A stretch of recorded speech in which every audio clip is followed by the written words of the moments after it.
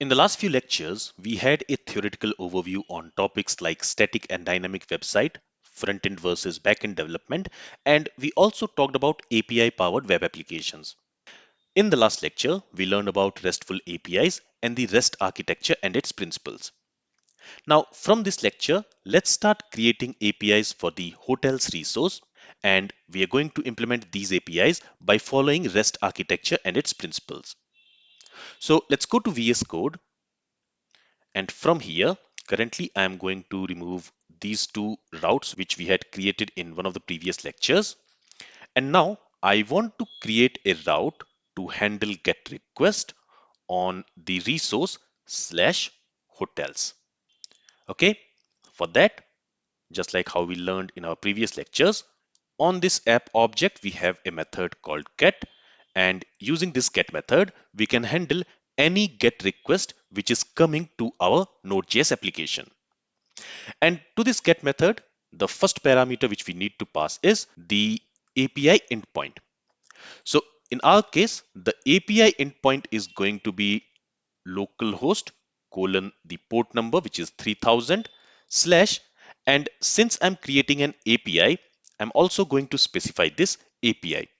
This is not required, but since we are creating an API endpoint here, I want to include API so that by looking at this endpoint, the users will understand that it is an API endpoint. And after that, I also want to specify the version for this API endpoint. For example, V1. Now, this versioning is also not important, but it is a good practice to add version of your API. And I'll explain why in a bit. So our endpoint URL is going to be root URL slash API slash V1 slash hotels. And this API endpoint should return us all the hotels. Now, when we are going to specify the endpoint for this get method, there we don't need to specify this root URL. Instead, we can directly say slash API slash V1, which is the version of this API endpoint, slash the name of the resource, which is hotels in this case. Okay, so here we don't need to specify this root URL. That means the host and the port number. And the second argument which we need to pass here is a callback function which will be executed, which will be called whenever a new get request comes to this endpoint. And this callback function is going to receive two arguments, the request object and the response object. Now from within this callback function, we are going to write the logic to send some response to the client from where we have received the request. Now, before I write the body for this function, let's understand why I am using the version here. So here I am saying that this version is the V1 version for this API endpoint, and specifying a version like V1 or V2 in your API endpoint is a critical practice known as API versioning. And the primary reason for doing this is it allows for the evolution of your API without breaking existing application that relies on it. So for example, let's say I have some customers who are using the V1 version of this API. And later, I want to change something in this API. For example, let's say I want to rename a field, or maybe I want to change the data type or remove a resource. Now, this type of change is a breaking change. And if we implement this type of change, it is possible that the customers who are using this V1 version of the API, their application will break because of the changes which we have done in this API. So instead of changing this API, what we can do is we can create another version for the same API where the version will be V2, and whatever change we want to do, we can do in that V2 version. So the customers who are using the V1 version, their application will also not break because they will access this endpoint. And the new customers who want to use the latest version of the API endpoint, they can simply go ahead and use the latest version. In this case, the V2 version. So by using versioning, we can introduce new breaking changes in the new version while keeping the older version stable and functional. And this is the only reason why I'm using this version as well for this API. And this is also a good practice to do. All right. Now let's go ahead and let's implement the functionality. So here, whenever we will receive a GET request to this API endpoint, we want to return a list of hotels in the response. Now from where we are going to get the list of hotels? For that, what I'm going to do is inside this project folder, I'm going to create a new folder and I'll simply call it as data. And in that data folder, I'm going to create a new file, which I'm going to call as hotels.json. So here I'm creating a JSON file, and in this JSON file, I'm going to add some hotel objects. So in order to save some time, I have already created a JSON array inside which I have some JSON objects. So let me copy it from here and let me paste it here. Okay, so here you see I have a JSON array. In that JSON array, I have some JSON objects. Each object has this ID property, and this ID property is going to be unique for each object, for each hotel. Then we have the name for the hotel, the type for the hotel, the rating, in which city that hotel is, in which country that hotel is, and what is the price per night for that hotel. So same type of structure I have for all other hotels.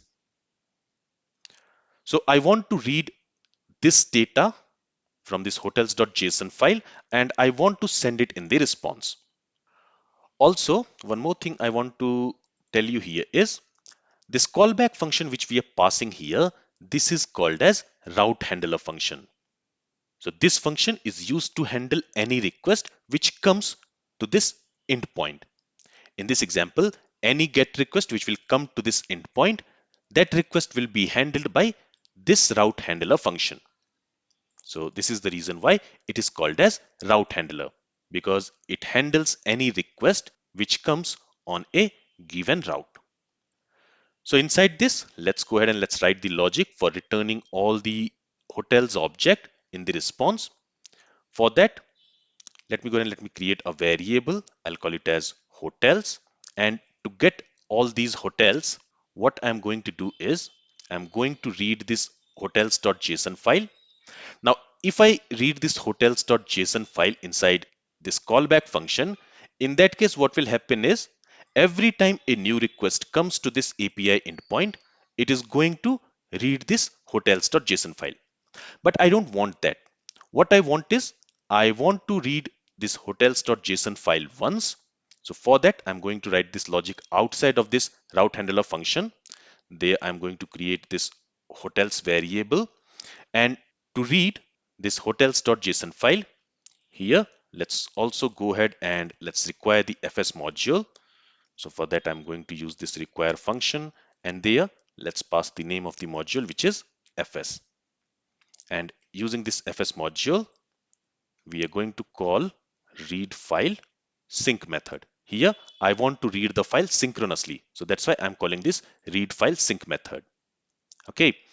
And to this, first, we need to specify the path of the file which we want to read. In our case, we want to go to the data folder, and in that data folder, we have hotels.json file.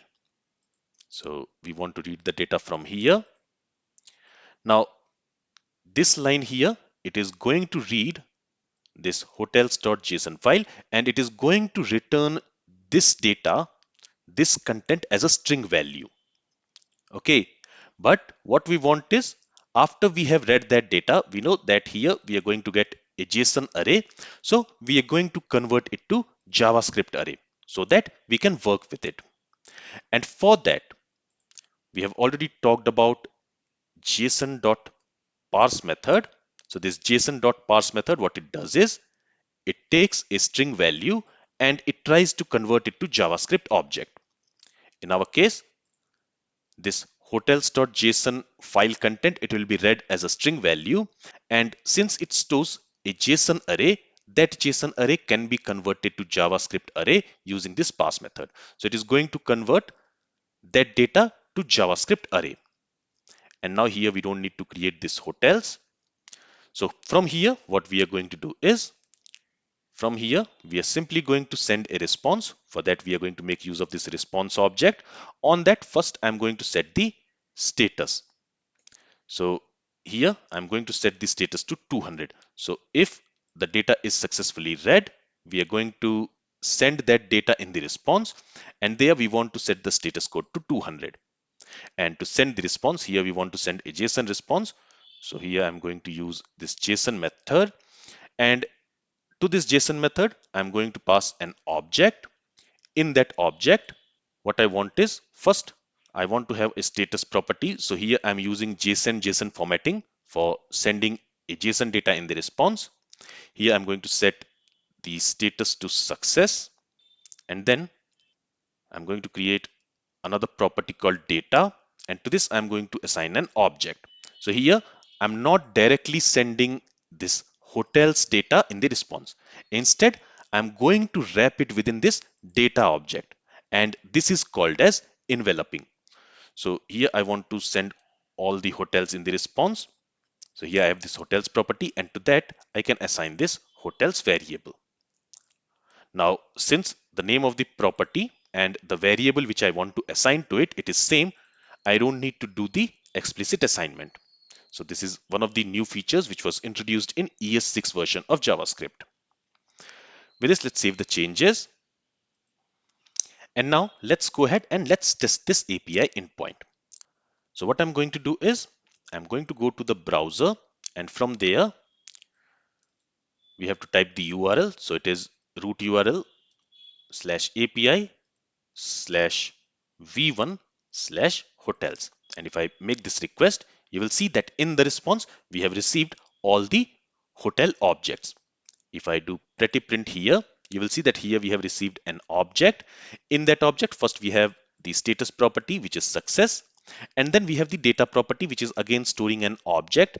And in that object, we have this hotels property, which is storing an array with all the hotel objects.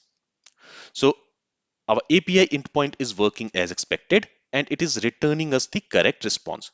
This is the response which we expected from this API endpoint.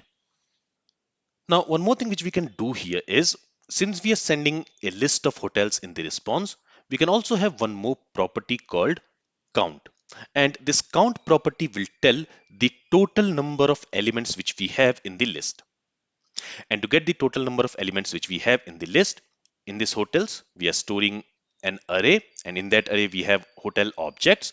So on this hotels, I'm going to use the length property, and this length property is going to give us the number of elements which we have in this hotels array. So here we are specifying this count property so that from the client, if we want to display the total number of results which we have received, that we can do with the help of this count property.